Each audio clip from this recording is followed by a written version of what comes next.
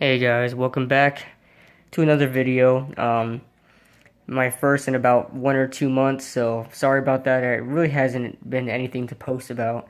I could do NBA and NCAA stuff, but I think you guys are here for the Giants stuff. So um, I'm going to be starting off with the training camp roster. Same thing of what I did last year. If you guys watched my video last year, you would know that the check marks indicate the 53-man roster, and whoever does not have a check mark indicates that they will either be cut or brought onto the practice squad. So that's exactly what we're gonna do today. So I have a 91-man roster. This is going by the Giants official roster, but it doesn't seem official all the time because they mess up a lot and they take a long time to update it. So as of right now, it's 91 people on this roster. They're only supposed to have 90, so I don't know what's going on. But so yeah, let's start off with quarterback Eli Manning, Ryan Nassib, and Logan Thomas. Obviously, you know, Eli and Ryan Nassib are going to make the roster. I think Ryan Nassib is an excellent backup, and should something happen to Eli, I think Ryan Nassib will be just fine. So the Giants have been only having two quarterbacks on the roster for quite some time now, and I think that's exactly what they're going to do this year. It's a smart move. They're going to free up extra space to either put a extra running back, extra linebacker, extra defensive lineman, so on and so forth. So they'll just put Logan Thomas on the practice squad, and should anything happen to Eli, Ryan Nassib will get the starting role, then Logan Thomas will be the backup, and go from there. But I don't think Eli is going to be getting hurt anytime soon. So we move on down to the running backs. We've got Rashad Jennings, Andre Williams, Shane Vereen, Bobby Rainey, Orleans Darkwa, Paul Perkins, and Marshawn Coppridge. Now, Rashad Jennings and Shane Vereen are a lock to make the team. I really don't think there's anything that's gonna, not gonna have them not make the team, because we've got our starter and we've got our scat back right there, and invested quite some money into them. But if you guys notice, I crossed off the check mark that I had for Andre Williams because as of right now, I don't know if Andre Williams is deserves to make the roster. He really hasn't shown that he should be on the roster this year. You guys could follow all the hype you want. He lost weight, he's catching the football better, and that he's had better agility, and that he went somewhere during the off season to help him train more. Wait till preseason starts and we'll see what happens. But as of right now, there's too much talent on this team to just experiment for the third year. I mean, Andre Williams has been nothing short of a bust. Well, not really a bust, but someone that's just not going to be useful for us with the talented roster at running back that we have. So I've got Orleans Darkwa taking Andre Williams' place, and I have Paul Perkins following him. So I've got Rashad Jennings, Shane Vereen, Orleans Darkwa, and Paul Perkins. Marshawn Coppridge, I think, is a lock to make the practice squad. He's an excellent running back. I just don't think we have any room for him right now. So should any of these four running backs get hurt, Marshawn Coppridge will fill in. Bobby Rainey, I like him, but I don't really think we have a need for him, really. He would definitely make a team for somebody else. I just don't know why we have him on the roster. He has made his name known in the NFL, and knowing the crowded running back space we have, I really don't know why he agreed to sign with us, but that's that. I'm really excited for Paul Perkins. Can't wait to see what he's going to do in the preseason. Wide receivers, we got a lot of wide receivers, as every year we do. We're kicking it off with Odell Beckham Jr., Victor Cruz, Sterling Shepard, Dwayne Harris, Jeremy Davis, Miles White, Anthony Doble. Didn't even spell Anthony right. Look at that. Ben Edwards, Kadron Boone, KJ May, Dante Foster, Tavares King, Darius Powell, and Roger Lewis. Now, I'm not completely on the bandwagon yet that Victor Cruz is going to be healthy. I mean, as of right now, he's 100%, and I get that. But any little thing could trigger something in his knee or something in his hamstring again that's, going to make him get injured and not be able to play. So As of right now, I understand that he's 100%, but I'm still not putting my faith in him playing and producing this year. So I'll wait to see what happens. But as of right now, Victor Cruz will make the 53-man roster. Sterling Shepard, can't wait to see what he's going to do. Dwayne Harris, him as well. He's a great fourth option at wide receiver. And Jeremy Davis, who really separated himself during OTAs as a big man wide receiver, something we lack in the starting four. So I'm excited to see what he's going to do. Miles White did good for us last year, but I really don't think we need him on the roster. Anthony Doble, good story, a foreigner coming from the German Football League and he's trying to make his name known in the NFL. But I mean, he's going to compete with Roger Lewis, who I have beating him out to make the 53-man roster. So we'll see what Anthony Doble does. And I mean, as a sixth, he has to beat out Jeremy Davis to even get playing time, because usually, the sixth wide receiver is not even going to suit up on Sunday. So they're just there just to be there, really. But I can see Anthony Doble making the practice squad. Moving on to Ben Edwards. He's produced, but he's produced in OTAs and stuff like that. But really, he doesn't. With all this talent, he really doesn't get any chance to make the 53 or make his name known or whatever it is. So I don't really think he's making the roster either. Kadron Boone, don't know much about him. KJ May, he could be a good slot receiver elsewhere, but I just think we have too many slot receivers on this team, and I think he'll make a team and produce with some other team. Then we got Dante Foster, Tavares King, and Darius Powell. Those three I have to take into consideration because those are, pretty big wide receivers competing with Roger Lewis and Anthony Doble, and I just think Roger Lewis and Anthony Doble are better than them. Moving on to tight end, I don't think there's any competition who's going to make the roster at tight end. I think it's pretty simple. I think everybody would agree with me. Larry Donnell, Will Tye, and Jarrell Adams. But we can see a competition between Matt LaCosse and Will Tye like we saw last year. And so we'll see what happens there. But as far as the starting tight ends, that's the kind of question that we have this year. Who's going to start at tight end? And will it be Will Tye? Will it be Larry Donnell? Or will it be the rookie Jarrell Adams, making his name known on the team and become the starting tight end as a rookie? We'll see. I mean, Larry Donnell is still inexperienced. He's the most experienced tight end on the team, but he's not that experienced. So we'll see. Matt LaCosse, he's a good tight end too. I wouldn't mind him being on the team, but we already have these guys, and I think Will Tye is better than Matt LaCosse. But and Ryan Malik is just there to fill in a roster spot. He really didn't do anything in his collegiate career. I'm not expecting him to do much with the Giants. Moving on to the tackle position, we've got Eric Flowers, Marshall Newhouse, Emmett Cleary, Byron Stingley, and Jake Rogers. Now, I've got Eric Flowers and Marshall Newhouse filling in the left tackle and right tackle roles. Again, it's what we got right now. So, and I got Byron Stingley swinging, being a swing tackle for us, filling in whenever he's needed at the tackle positions. And Emmett Cleary and Jake Rogers are going to be cut. At guard, I like what we got at guard. It's not too bad. We got Justin Pugh and John Jerry. Justin Pugh, I think, is an excellent guard. And I don't have a problem with Justin Pugh there. John Jerry, he is better than everybody says he is. I know I have some problems with him too, but he gets the job done. I really have a problem with Marshall Newhouse at right tackle. It's disgusting. Bobby Hart. Now, you guys know what I talked about with Bobby Hart. I believe that they should try during the preseason him at right tackle and Marshall Newhouse at right guard to see, what can they do there? You know what I mean? So, I would like to see what they do there. And Adam Geddes making the roster as a backup guard. Dylan Farrell and Ryan Seymour, they won't make the roster.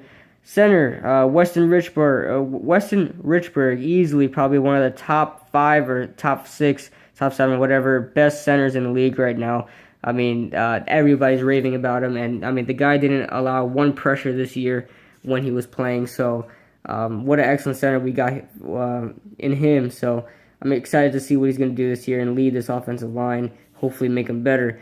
Then we got Ben Jones, the CFL star that became a Giant last year and was sent to the IR because he got hurt. So then we got Sean McDermott. Yeah. Nikita Whitlock and Will Johnson, the fullbacks.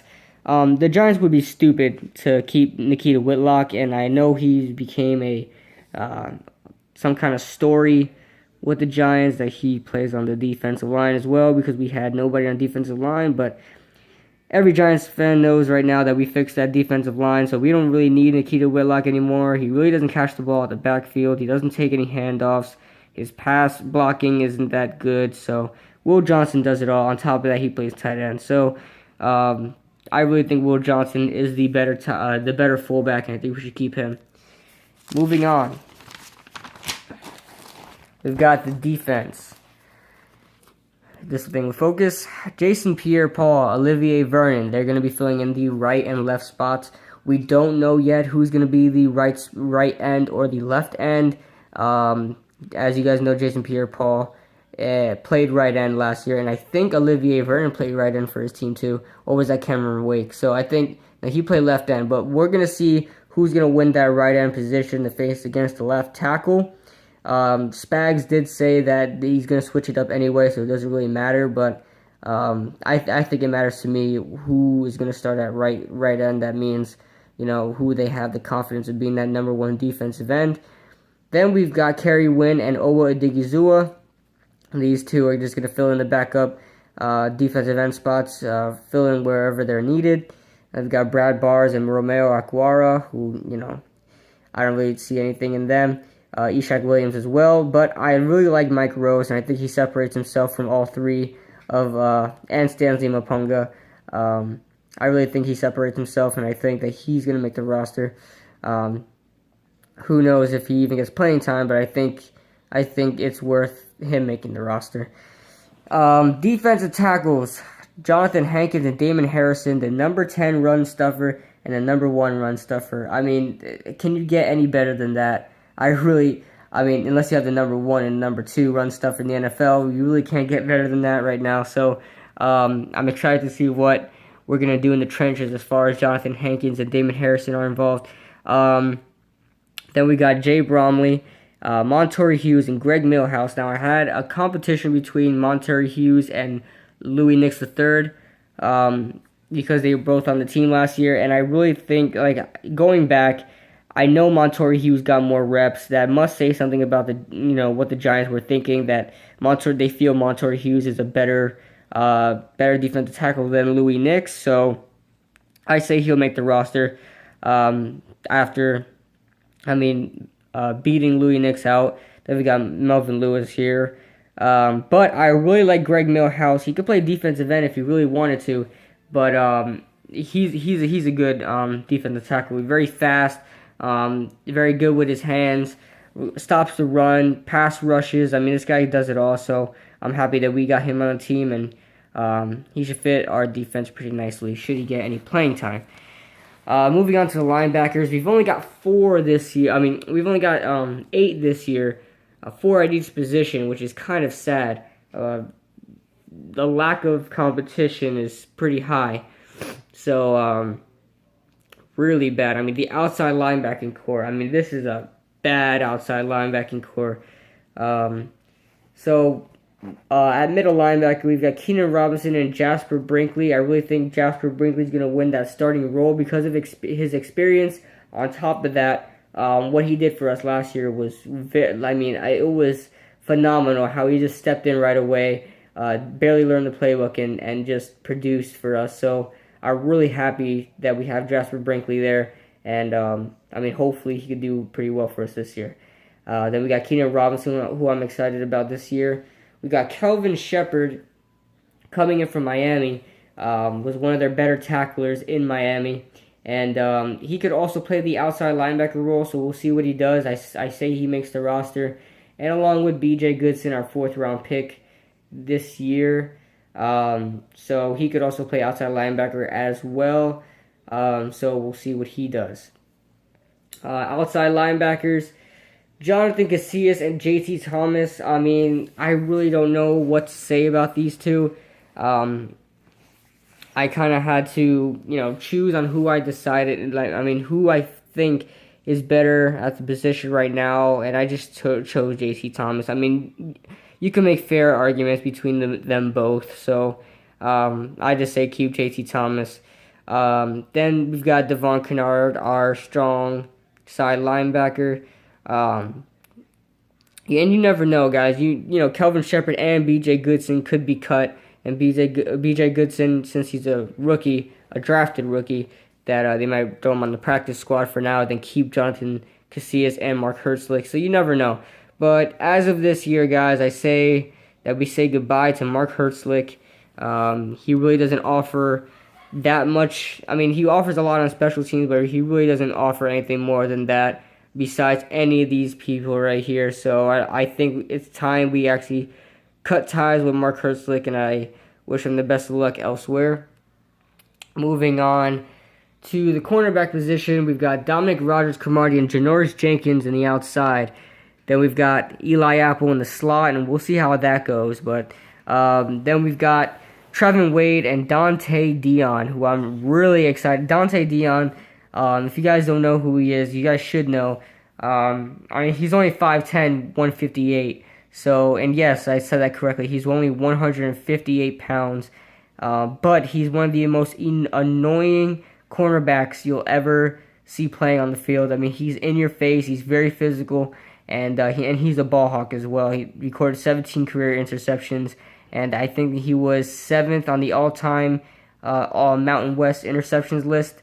So yeah, he's pretty. I mean, he was a pretty big deal in college. He was a starting cornerback in college. So yeah, I'm pretty excited to see what he's going to do. He is going to compete with Trevin Wade for that dime position, and I think it's going to be between them. I really don't think Leon McFadden, Tremaine Jacobs, and Michael Hunter is going to compete for that spot. But I really like Matt Smalley. We'll see what he does. I watched him in college. I watched his tape, and it intrigues me a lot. So we'll see what he does. Moving on to the safeties, we got Landon Collins and Darian Thompson is going to make up our starting safeties, I hope. And I'm really excited for these two. We've got the thumper and we've got the ball hawk. So I can't wait to see what's going to happen with these two. This is going to be one of the greatest young safety tandems should everything go right. Probably, in the NFC, So, yeah, moving down, Mykel Thompson, injury problems, so I really don't think he's going to make the roster. And I really didn't see why the Giants even signed him in the first place, or drafted him in the first place. Then we've got Cooper Taylor.